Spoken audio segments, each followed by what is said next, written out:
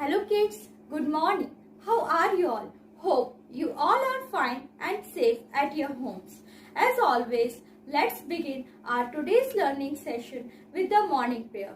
For this purpose, join your hands, close your eyes and remember the God. Thank you God for a new day. Thank you that your compassion is renewed every morning. Students, now you can open your eyes. Students, do you really want to improve your English?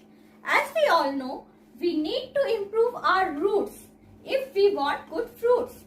Similarly, if you want to learn or improve your English properly, first of all, you all have to learn its roots. Yes, students, today we all are going to learn tenses, which are main fundamental pillars of writing and speaking English correctly. And you all must have learned them properly. Before starting tenses, first of all, we will revise what is a sentence. A sentence is a group of words which have some sense. In other words, the universal formula of a sentence is a set of words having subject, verb and object. A sentence can be without helping verb too. In this case, formula of sentence is subject plus main verb plus object. Let's have a look on some sentences. I read newspaper.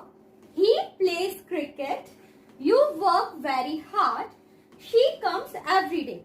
In these sentences, I, he, you and she are subject.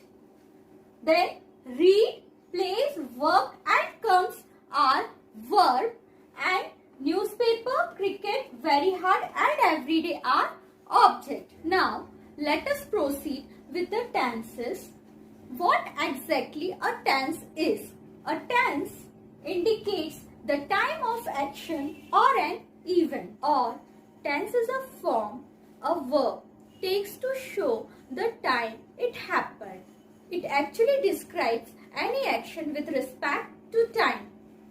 The time the action shows could be past, present or future. Consider this timeline. In this timeline, the circle represents the present time. The line left to the circle is a time which had already passed, and the line right to the circle is the future time.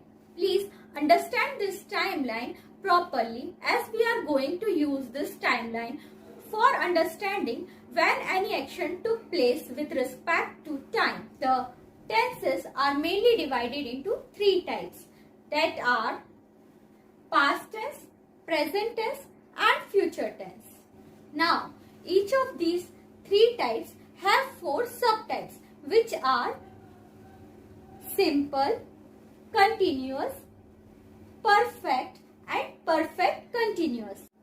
We will consider it as a family tree where the grandfather tenses have three children, which are past, present and future, and each parent have four sons having same names, which are simple, continuous, perfect and perfect continuous. Finding them all becomes 12 siblings. Hence we have 12 tenses.